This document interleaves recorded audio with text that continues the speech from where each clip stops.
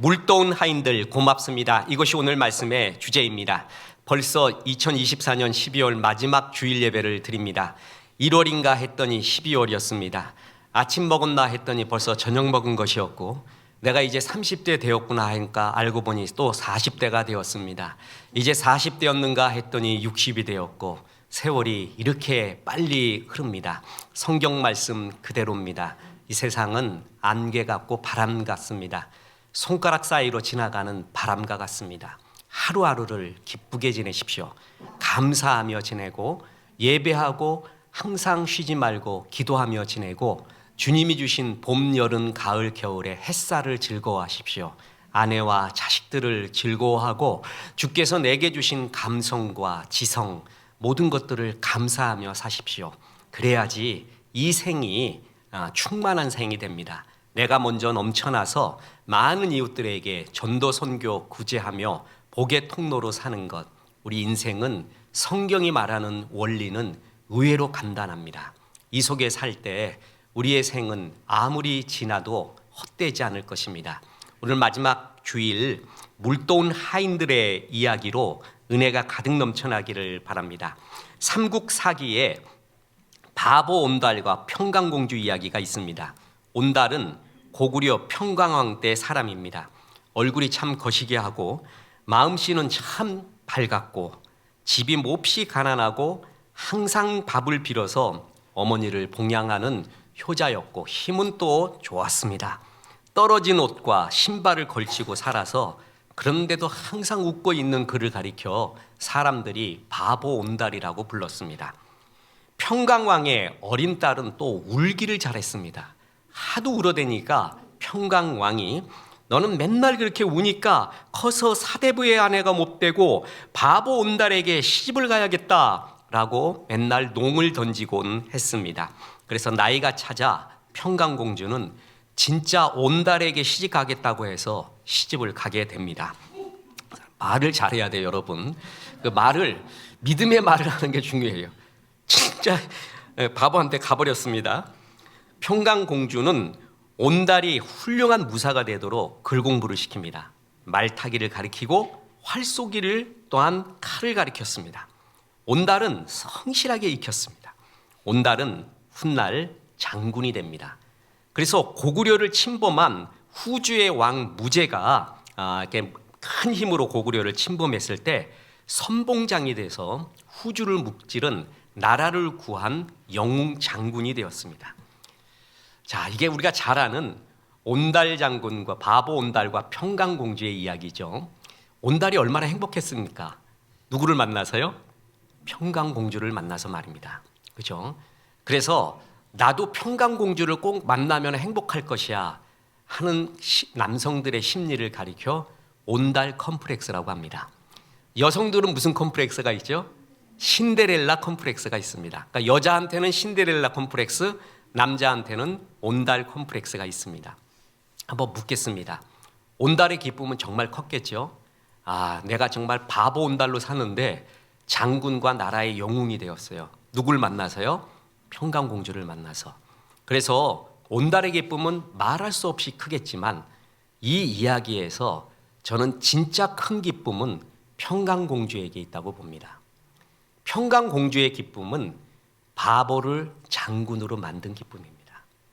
평생 바보로 살 사람을, 놀림감으로 살 사람을 나라를 구하는 영웅으로 만든 그 기쁨, 평강공주의 기쁨은 바보 온달의 기쁨보다 더 컸을 것입니다. 오늘 본문에는 두 기쁨이 나옵니다. 하나는 포도주 맛을 보고 좋아하는 기쁨이 있고요. 그 물이 변하여 포도주가 되는데 쓰임받은 그런 천국의 기쁨을 아는 물도운 하인의 기쁨이 있습니다. 평강공주의 기쁨이 물도운 하인의 기쁨일 것입니다. 이것이 최고의 기쁨이고 하나님이 우리에게 주시고자 하는 기쁨이라는 것입니다. 본문 교훈은 첫째로 축제의 인생을 원하는 하나님의 모습입니다. 예수님은 하나님의 나라를 잔치에 많이 비유했습니다. 축제라는 것이죠. 공생애의 첫 기적도 가나의 혼인잔치였습니다. 한창 잔치에 흥이 오르는 순간 포도주가 떨어지고 맙니다. 낭패였습니다. 그랬더니 물로 더 좋은 포도주를 만들어 주셔서 큰 기쁨이 임하도록 만드셨습니다. 이전에는 맛보지 못한 특별한 맛이었습니다. 포도주로 인해 잔치는 계속되었고 이전보다 더욱 기쁨이 넘치는 풍성한 잔치가 되었습니다. 하나님 나라는 잔치요 축제입니다. 창세기부터 나옵니다. 창세기에 하나님이 천지를 만드실 때 천지 만물에 뭐를 스며들게 했냐면은 복을 주어 가라사대, 그리고 보시기에 뭐라고요? 좋았더라. 와이아르 키토브. 천지 만물에는 하나님의 복이 스며 있고요, 하나님의 기쁨이 스며 있습니다. 그러니까 천하는 하나님의 기쁨 덩어리예요. 왜 창조하셨는가? 하나님의 그 넘쳐나는 기쁨, 환희의 감동이 흘러 넘쳐서 창조가 된 것입니다. 그래서 천하 만물은 이런 하나님의 축제요 기쁨이었습니다. 그래서 주님의 피값으로 산 교회의 본질도 축제와 기쁨입니다. 신앙의 본질도 그러합니다. 신앙을 가졌다 그러면 세상이 알 수 없는 평강과 기쁨과 환희, 이런 것들이 넘쳐나는 거예요. 그래서 영성 중에 최고의 영성은 뭐라고요? 기쁨의 영성입니다. 이것이 있는 사람이 최고의 영성을 가지고 있는 사람입니다. 하버드의 신학자 하비 콕스라고 있습니다. 세속도시 바보제 같은 아주 좋은 책들을 썼는데, 바보제에서 특히 인간을 두 종류로 나눴는데, 하나는 노동의 인간, 또 하나는 축제의 인간이라는 것입니다. 그러면서 당연히 인간은 축제의 인간으로 살아야 된다는 것이에요. 돈이 없어도요, 그리고 명성이 없어도요, 그런 좋은 환경이 아니래도 축제의 인간을 사는 사람이 있고, 모든 환경이 다 좋습니다. 그리고 모든 여건이 다 됐는데도 축제의 인간이 못 되고 계속 조금 더 하면서 노동의 인간으로 사는 사람이 있다는 것이죠. 여러분, 아이러니 아십니까? 돈 걱정은 누가 많이 하는 줄 아세요? 돈을 가진 사람이 많이 합니다. 돈을 가지면 자꾸 누리고 기뻐하고 나눠줘야 되는데 또 돈 걱정으로 더욱 고민스러워요. 끝까지 축제의 인간으로 못 가고 노동의 인간으로 가는 경우를 많이 봅니다. 빌립보서는 전체가 4장으로 이루어진 짧은 성경입니다. 그런데 이 전체를 통해서 10차례 이상이나 기쁨이라는 말을 하고 있습니다. 그래서 빌립보서를 통해서 하나님은 참 믿음이라는 것은 심각한 것이 아니라 기쁨이다. 장례식 분위기가 아니라 축제요, 잔치라는 것을 보여주는 것이 우리 하나님의 말씀입니다. 물론 거룩하신 하나님 앞에서 죄인으로서 두렵고 떨리지만 주님이 나를 용서하시고 품어주신 것에 감격하고 기뻐하고 노래하는 것, 이것이 신앙입니다. 저는 개인적으로도 아주 그렇게 블랙홀 같이 심각하고 막 빨려드는 듯한 그 슬픔 속으로 빨려드는 듯한 글, 노래, 이런 거 별로 안 좋아합니다. 저는 글도 어떤 글을 좋아하냐면 마크 트웨인 같은 거, 톰 소요, 허클베리 핀, 왕자와 거지, 또 생텍쥐페리의 어린 왕자, 세르반테스의 돈키호테, 전부 유머가 있고 해악이 있잖아요. 그런데 어떤 깊은 책보다도 깊은 철학적 사상을 그렇게 웃으면서도 나타낼 수가 있어요. 노래도 존 덴버 같은 게 좋아요. 그냥 컨트리송 같은 거 신나게 부르는 거, 이게 심각한 것보다 하나님이 예수 믿고 난 다음에 더욱더 주신 기질이기도 합니다. 가나의 혼인잔치를 통해서 예수님은 이전에 경험하지 못한 기쁨을 우리에게 주시고자 하는 거예요. 그런데 그 기쁨이 뭐냐 하면 천국의 기쁨이라는 것이죠. 가나의 혼인잔치에는 두 가지 기쁨이 있었습니다.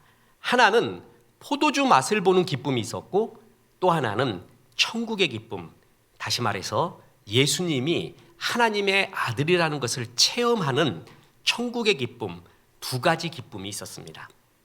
본문의 두 번째 교훈, 그래서 연회장의 기쁨부터 시작하라라는 것입니다. 대부분 신앙은 연회장의 기쁨으로부터 시작이 됩니다. 맛난 포도주의 맛을 보고 정말 포도주 맛 좋네 하는 그 기쁨부터 신앙은 대부분 시작한다라는 것입니다. 혼인잔치집에 포도주가 떨어졌습니다. 큰일 났습니다. 연회장은 더 속이 탔습니다. 연회장이라 함은 잔치의 진행을 맡은 총 매니저를 뜻합니다. 이 사람의 임무 중에 하나는 잔치에 제공된 음식을 먼저 맛본 후에 하객한테 나눠주고 이 잔치의 음식이 상하지 않도록 또 잘 공급되도록 총 매니저 역할을 하는 것이 연회장입니다. 그런데 포도주가 떨어져 버렸어요. 계산이 잘못됐나 봅니다. 야단이 났습니다. 그랬더니 어머니 마리아의 요청으로 예수님이 물을 변하여 포도주가 되게 해줬습니다. 하인들을 통해서. 연회장은 하인들이 가져다 준 포도주 맛을 보았습니다. 영문을 알지도 못한 채 포도주를 마신 연회장은 그 기가 막힌 맛에 놀라서 신랑한테 이렇게 칭찬합니다. 2장 10절입니다. 말하되 사람마다 먼저 좋은 포도주를 내고 취한 후에 낮은 것을 내거늘 그대는 지금까지 좋은 포도주를 두었도다 하니라. 연회장은 기분이 좋았어요. 그러면서 나는 포도주 감별사인데 내가 적어도 이거만큼은 잘한다. 이 맛만큼은 내가 잔치를 많이 경영해 봤는데 대부분 처음에 먹을 때 좋은 포도주 내온다. 그리고 사람이 알딸딸해지는 거 아시죠?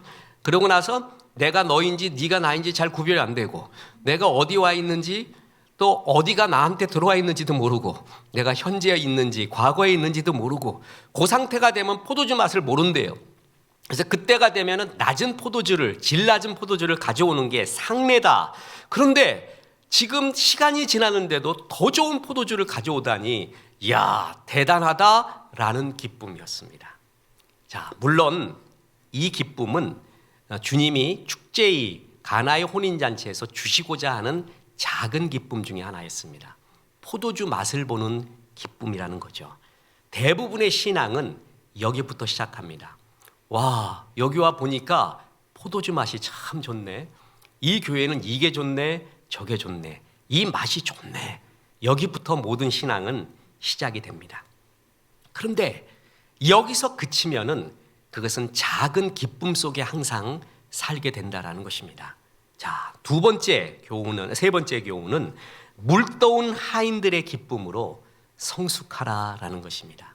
자, 연회장의 기쁨과 물떠온 하인들의 기쁨은 다르다라는 것입니다. 물떠온 하인들은 무엇보다도 축복의 통로가 되는 기쁨이 되었습니다. 자, 축제가 이어지게 하는데 쓰임 받았습니다. 우리가 누구나 축복의 통로가 되고 싶어 합니다. 그죠? 내가 들어가면은 안 되던 곳이 잘 돼요. 우는 곳이 웃게 돼요. 야, 홍길동이 있어야 돼. 걔가 있어야 웃는다. 걔가 있어야 화평해진다. 이런 사람은 정말 복된 존재입니다. 걔는 오지 말라 그래. 걔 있으면 정말 큰일 나. 알잖아. 응? 그냥 웃다가도 걔가 있으면 깨져. 그 사람이 오면 뭔가 심각해져. 뭔가 파장이 나. 잘 되고 있던 것도 깨지고 분열이 일어나. 이런 악의 통로로 살면은요, 정말 괴로운 인생입니다. 축복의 통로로 살아야 돼요. 그런데 이 축복의 통로는 아무나 사는 게 아니라 순종하는 자가 축복의 통로가 됩니다. 자, 보세요. 예수님은 포도주가 떨어진 상황 속에서 여러 방법으로 해결할 수가 있었을 것입니다. 예수님이 기적을 행하실 때도 어떨 때는 말씀 하나로, 어떨 때는 손을 잡고 일어나고, 어떤 중증, 사랑과 애정이 필요할 때는 그를 안아주십니다. 귀에 혀를 넣기도 하고, 또한 진흙을 이겨 당신의 침을 섞어서 그 눈에 바르기도 하고, 이 치료의 과정, 말씀 한마디로 분명히 고칠 수 있는데 예수님은 일부러 터치를 하신 겁니다. 애정을 보내주신 거예요. 그때 온몸으로 주의 사랑을 느끼게 하는 거죠. 그래서 주님이 기적을 일으키는 방법은 여러 가지입니다. 하나에 매여 있지 않습니다. 이 연회장에 물이 변하여 포도주가 되게 할 때 저 같으면 윙크 한번 할 거예요. 그건 너무 가벼워서, 그죠? 윙크 한번 딱 하면은 포도주가 바로 돼서 갖다 먹어라 그러면 되는 거예요.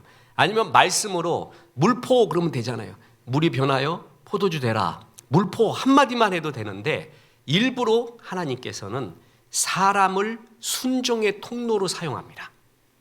사람의 순종을 보십니다. 그래서 기적을 일으키시는 그런 방법을 사용하고 계셨다는 거죠. 유대인들은 집집마다 손과 발을 씻기 위한 물 항아리, 이른바 정결 예식을 위한 물 항아리가 있었습니다. 그러니까 사람들은 가서 씻는 거예요. 지금도 우리도 다 그렇듯이 그게 예의이고 예식이기도 했습니다. 본문의 잔치집에는 돌로 만들어진 물 항아리가 6개나 있었습니다. 주님께서는 먼저 잔치집 하인에게 물 항아리에 물을 아구까지 가득 채우라고 했습니다. 요건 어려운 일 아닙니다. 약간 이상한 명령이기는 합니다. 왜냐하면은 모든 하객이 이미 입장을 했어요. 입장을 해서 그 물 항아리에 물을 다 쓴 거예요. 그래서 이제 그게 필요가 없는데 또 올 사람이 있는 것도 아닌데 물을 부으라고 하니까 약간 이상하지만 힘든 일은 아니었죠. 그래서 물을 갖다가 붓게 됩니다. 문제는 그 다음이었습니다. 그 항아리에 물을 떠서 연 회장에게 갖다 주라고 한 겁니다. 자, 다시 말합니다. 갖다 주는 것이 포도주가 아니라 뭐예요? 물을 갖다 주라는 것입니다. 그러면 연 회장이 포도주 떨어져 갖고 지금 가뜩이나 노심초사하고 있는데 하인이라는 사람들이 와서 나한테 물을 준단 말이에요. 이거 물 드시라고. 내가 물로 보이냐? 이러면서 호통받을 것이 뻔한 일이었습니다. 자, 그런데 하인들은 순종했습니다. 믿음으로 순종했을 때 그야말로 물이 변하여 포도주 됐네. 물이 변하여 포도주가 됩니다. 그리고 그 포도주도 그저 그런 포도주가 아니라 연 회장이 맛을 보고 깜짝 놀랄 정도의 고급 포도주였습니다. 여기서 퀴즈 드리겠습니다. 여러분, 제 퀴즈는 항상 쉽다고 했죠? 요건 조금 연말이기 때문에 고차원적인 퀴즈입니다. 옛날같이 쉽다고 생각하면 안 됩니다. 언제 물이 변하여 포도주가 됐을까요? 1.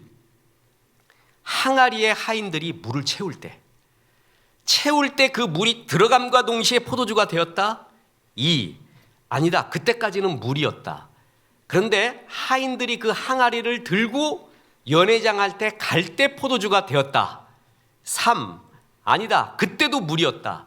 연회장한테 주어고 연회장이 맛을 볼 때 포도주가 되었다. 1, 2, 3 중에 뭐라고 추측하십니까? 아유, 다. 어떻게 알지? 난 이게 굉장히 고민이었는데. 여러분, 충분히 IQ 50이 넘습니다. 그러니까 자신감을 갖고 주의 일을 하세요. 3번이 맞습니다. 뭐냐면 성경에 나와 있지는 않지만 많은 성경학자들이 추측을 3번을 합니다. 왜냐하면은 본문은 끝까지 순종하는 모습을 보여주는 의도가 있거든요. 하인들이 끝까지 했다라는 거예요. 중간에 포기하지도 않고 순종의 모습을 보고 있는 성경의 이야기가 있는 걸 볼 때 끝모습이 맞다라는 것이죠. 그러니까 이게 얼마나 쉬워요. 붓자마자 포도주가 돼요. 아이, 포도주 됐네? 갖다 주는 거 얼마나 쉬워요. 근데 그때까지 물이었어요. 갖다 주는데 이렇게 쳐다봐. 됐나 안 됐나? 아직 물이네? 색깔이 하나도 안 변하네? 조금이라도 변했으면은 갖다 주기가 쉽잖아요. 근데 끝까지 안 변한 거예요. 나만 장군이 요단강에 갈 때 7번 씻으라고 할 때 6번까지 뭐예요? 조금이라도 차도가 있었으면 이해가 되죠. 근데 하나 차도가 없는 거예요. 마지막에 뭐예요? 갖다 줄 때 포도주가 된 겁니다. 이게 순종이라는 것이죠. 인정이 아니라 순종. 그랬을 때 역사가 나타난 겁니다. 역사는, 기적은 순종하는 종에게 나타나는 거예요. 보세요. 엘리야가 갈멜 산상에서 바알과 아세라 선지자들의 거짓 제단과 함께 싸웁니다. 그래서 엘리야의 제단, 여호와의 제단에 불이 내렸죠. 이 수련회에서는 이 연극을 무한 반복해도 은혜가 돼요. 무한 반복해야 돼요. 가슴이 뜨거워져요. 정말 수련회의 장면에서 불이 내렸단 말이에요. 그러니까 악한 부부였던 아합과 이세벨이 엘리야를 죽이려고 했습니다. 엘리야가 무서웠습니다. 그랬더니 하나님은 엘리야에게 요단 앞 그릿 시냇가에 숨으라고 말합니다. 그러면서 내가 너를 까마귀를 통해서 먹여주겠다라고 합니다. 환장을 노르십니다. 뭘 통해서 먹여준다고요?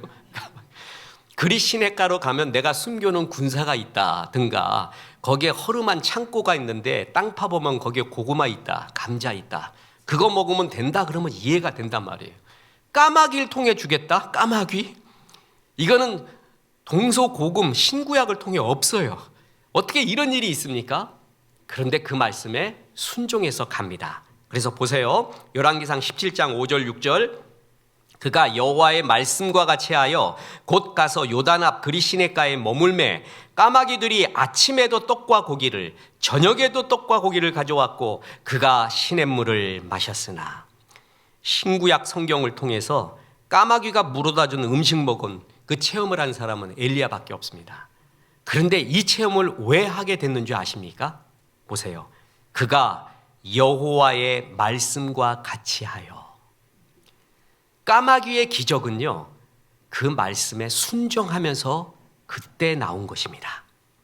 우리는 종종 이런 기도를 합니다. 우리가 이 구절을 보면은 열이면 거의 열이 이런 기도를 합니다. 하나님, 까마귀를 통해 엘리야를 먹이셨던 것처럼 제게도 그런 기적을 허락해 주시옵소서. 목사들부터 성도님들이 까마귀 기적 사건을 먹고는 전부 거의 이런 식으로 기도를 해요. 그 틀린 기도 아니에요. 맞습니다. 그런데 순서가 중요합니다. 기적이 먼저가 아니라 말씀에 대한 순종이 먼저였다라는 것이죠. 순종이 없이 기적이 일어나는 게 아니에요.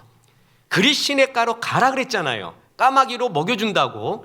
그랬더니 그가 여호와의 말씀과 같이 하여 그 말씀에 순종할 때 까마귀가 나타난 것이지, 만약에 안 갔어요. 내가 믿은 하나님 잘못된 것 같다. 어떻게 세상에 까마귀 통에 먹여준다고 하는가? 그래서 요나같이 딴 곳으로 갔는데 까마귀가 기어코 쫓아와가지고 먹이를 준 게 아니라는 것이죠. 그곳에 가라고 했을 때 아멘하고 가는 순종의 다음에 까마귀의 기적이 나온 거예요. 순종 다음에 기적이 나오는 것입니다. 예수님의 십자가의 순종 때문에 우리가 구원의 기쁨을 누리고 있습니다. 하나님은 순종하는 자를 통해 복을 주고 열매 맺게 하고 사랑을 받게 하십니다. 이것이 물도운 하인들의 기쁨이었습니다. 그런 순종을 통해 축복의 통로가 된 겁니다. 하나님 나라의 축제는 바로 이렇게 물도운 하인들에 의해서 이루어져 갑니다. 오늘 교회에서 지난주에 이어 여러 시상을 했습니다. 더 고마운 분들 많이 있지만 어떤 분은 사양을 하고 또 어떤 분 또 고마운 분들 표하고 싶은 분들 많이 있었지만 어쩔 수 없이 대표로 그분들이 받게 되었습니다. 물도운 하인들이었습니다. 먼 곳에서 오는 성도님들, 가까운 곳에서도 만만치 않은데 여러분 아세요? 먼 곳에 오는 사람이 제일 일찍 온다는 거. 그 법칙, 용평에서 양평 끝자락에서 어떨 땐 평택에서 오시고 광주에서 오시고 저 멀리 일산에서 오고 그냥 교회를 사랑해서 예배의 자리에 옵니다. 1, 2부 성가대 다 씁니다. 누가 알아주지도 않는데 교사를 정말 성실하고 신실하게 합니다. 목이 터져라 성가대하고 샬롬하고 무니엘 율동하고 솔라데오하고 고마운 물도운 하인들, 이들에 의해서 물 같은 교회는 포도주같이 변해가는 것입니다. 물도운 하인들의 순종이 있어서 물이 변하여 포도주가 됩니다. 그러면 새로운 사람들이 그 포도주의 맛을 보고 먼저 기뻐합니다. 연회장의 기쁨입니다.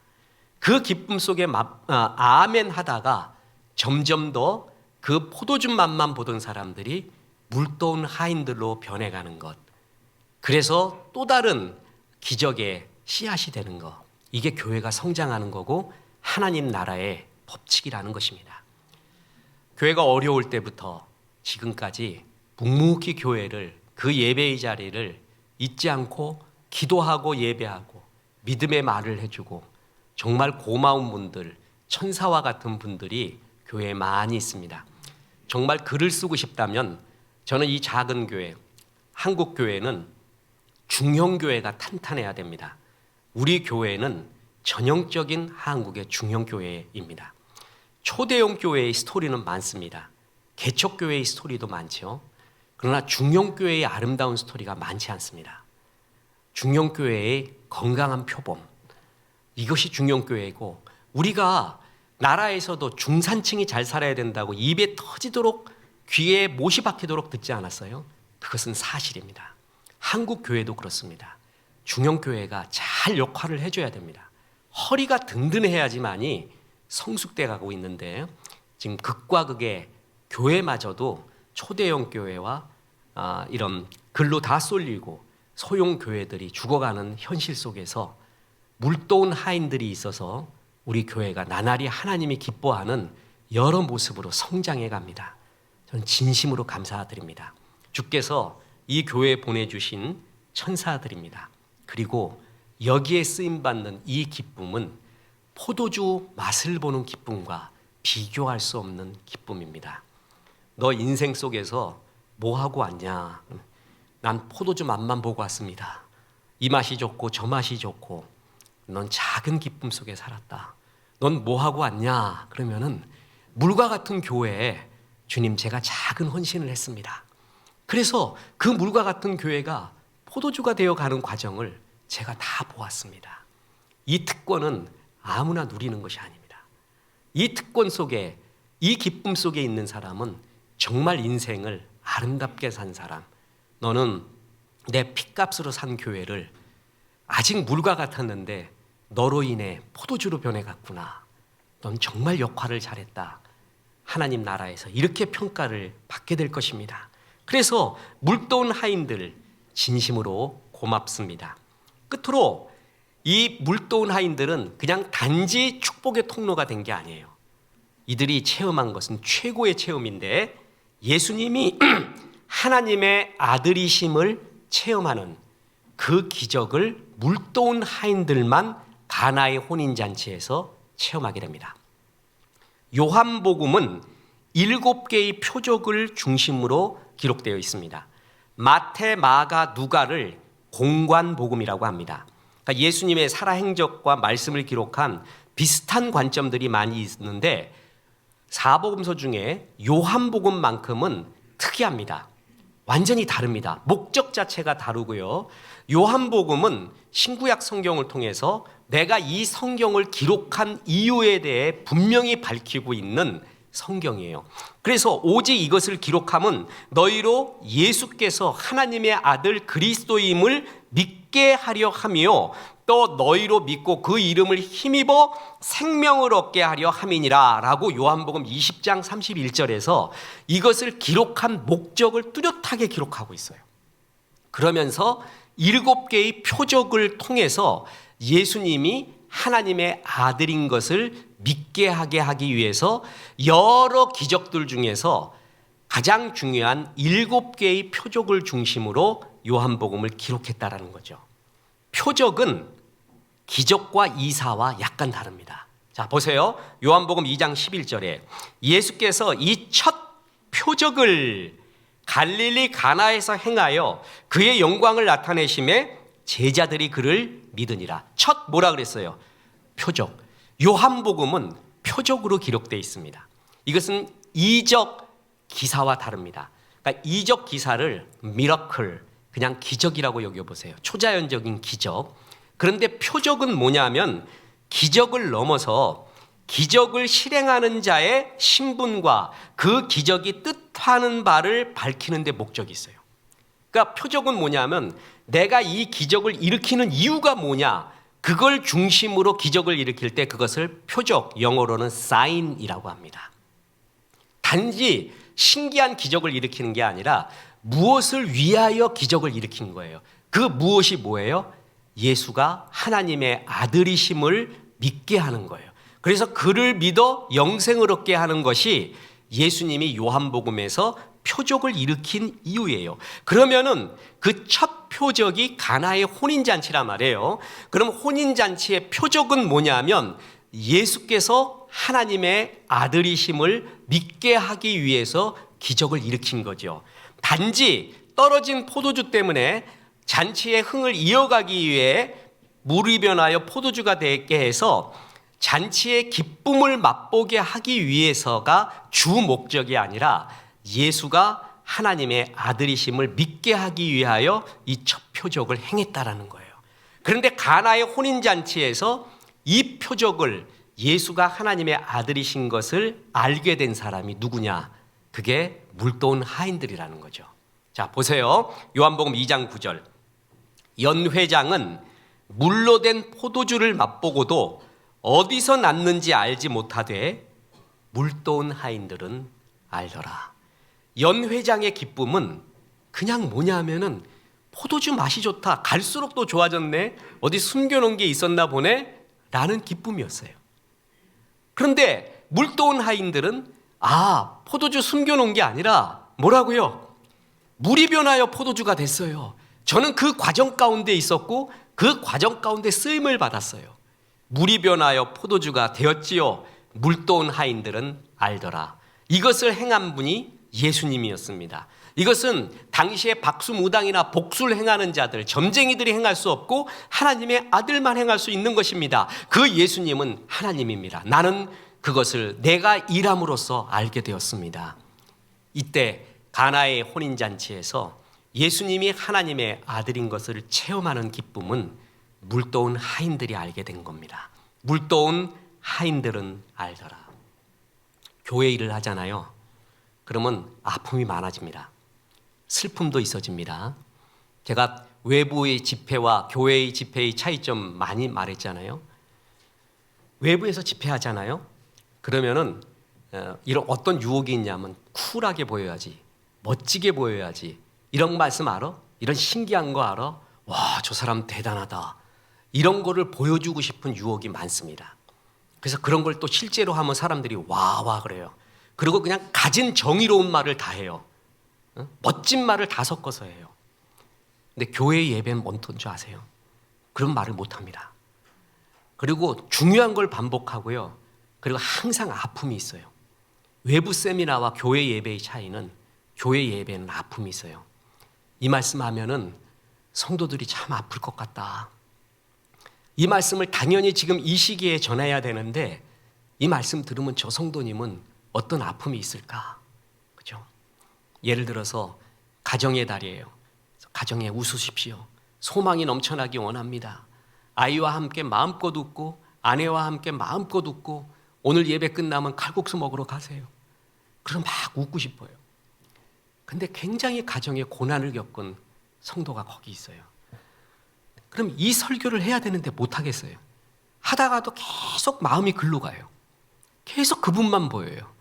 그리고 어떨 땐 막 이게 막 뭐라 그럴까 멈춰져요. 교회 예배는 아픔이 있어요.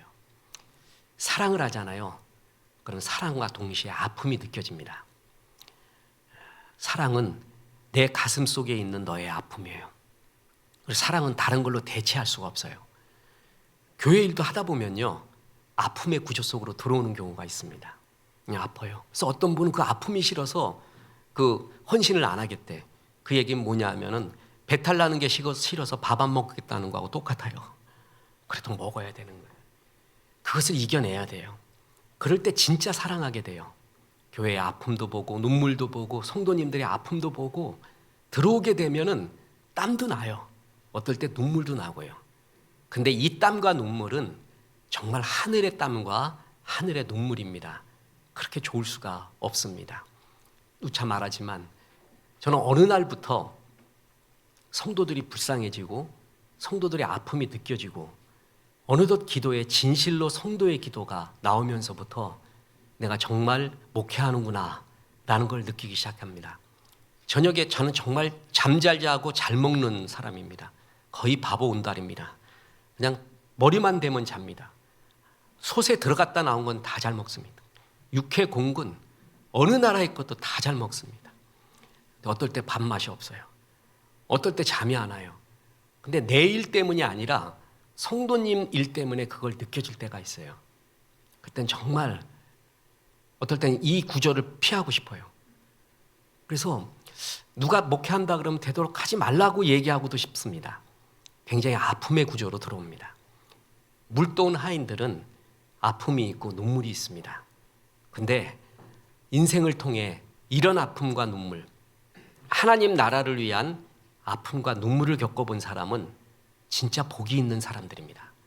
이분들의 헌신이 있어서 물이 변하여 포도주가 되어 갔습니다. 지금 교회 새로운 분들도 많지만 올드한 우리 성도님들 많이 있습니다. 이분들 참 교회를 많이 지켜오신 분들입니다. 모든 과정을 다 본 사람들입니다. 그 가운데 믿음을 지켰고 마음을 지켰고 말을 지켰고 생각을 지키면서 물이 변하여 포도주가 되는 모든 과정 가운데 있었던 고귀한 분들입니다. 다시 한번 물도온 하인들에게 감사하고 이 물도온 하인들에게 주시는 주의 축복이 복의 통로가 되라. 그리고 하나님의 살아계심, 그것에 대한 체험을 헌신한 사람들이 알게 됩니다. 순종한 사람들이 기적을 알게 되고 헌신한 사람들이 하나님의 살아계심을 진짜 체험하게 됩니다. 그리고 하나님의 마음을 알아가게 된다라는 것이죠. 그래서 이제 새해에는 연회장의 기쁨을 넘어서서 물도온 하인들의 성숙, 그 기쁨이 여러분에게 더욱더 넘쳐나기를 바랍니다. 온달은 장군으로 거듭났죠. 그래서 국가의 위기 때 맹활약하다가 전사하고 맙니다. 그래서 사람들이 애도하려고요, 그 온달에 관을 만들어서 무덤으로 옮기려고 하는데 옮겨지지가 않아요. 그 무덤이 관이 옮겨지지 않아요. 그랬더니 평강공주가 나타납니다. 평강공주가 여보 수고 많았어요. 이제 편히 가세요 했더니 관이 움직였다는 로맨스가 있습니다. 하나님이 말할 겁니다. 야, 수고 많았다. 너 하나님 나라 위에 흘렸던 땀과 눈물을 내가 기억한다. 그리고 천사의 소리 들려주면 얼마나 좋을까요?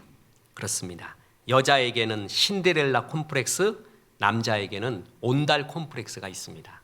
그런데 온달의 기쁨, 신데렐라의 기쁨보다 더 큰 것은 온달을 장군으로 만든, 바보를 장군으로 만든 평강공주의 기쁨이 더 큰 것입니다. 좋은 포도주 맛을 본 기쁨도 중요하지만 그런 장군을 맞이해서 환호한 것도 기뻐하지만 그 바보를 물이 변하여 포도주가 되게 한 그 과정 속에 쓰임받은 그 물도온 하인들의 기쁨은 큰 특권이요 하늘나라의 기쁨입니다. 그래서 물도온 하인들로 이제 더욱더 성숙하십시오. 그래서 여러분들이 만든 그 포도주를 통해서 많은 사람들이 더 맛을 보고 정말 좋은 맛이다 감동하고 그들이 또 일꾼이 물도온 하인이 되어서 또 다른 포도주 맛을 보는 새로운 사람들을 맞이하고 이게 아름다운 선순환이자 하나님 나라의 성장입니다. 이런 성숙된 성도들 되십시오. 물도온 하인들 진심으로 감사합니다. 그리고 우리 모두가 이런 하인들 되시기를 주 예수의 이름으로 축원합니다. 우리의 영원한 찬양을 합니다. 비전입니다.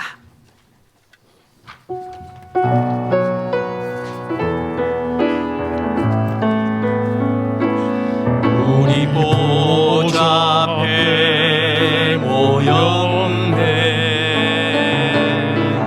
함께 주를 찬양하며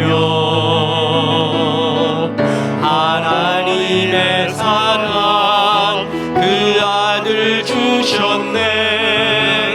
그의 피로 우린 구원받았네. 십자가에서 쏟으신 그 사랑 강같이 온 땅에 흘러 각 나라와 족속 백성 만원에서 구원받고 주 경배 드리네.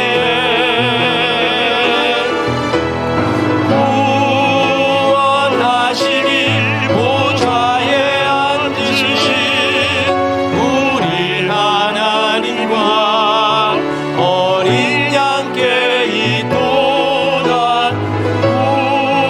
구원하시길 보좌에 앉으신 우리 하나님과 어린 양께 있도다. 이제는 우리 구주 예수 그리스도의 은혜와 하나님의 크신 사랑과 성령님 복의 통로, 순종의 통로, 물도온 하인으로 성숙하라 말씀하심이 이 말씀에 아멘한 성도들에게 함께 하셔서 이제부터 끝날까지 크신 영광 받으시옵기를 우리 구주 예수 그리스도 이름으로 축원하옵나이다. 아멘.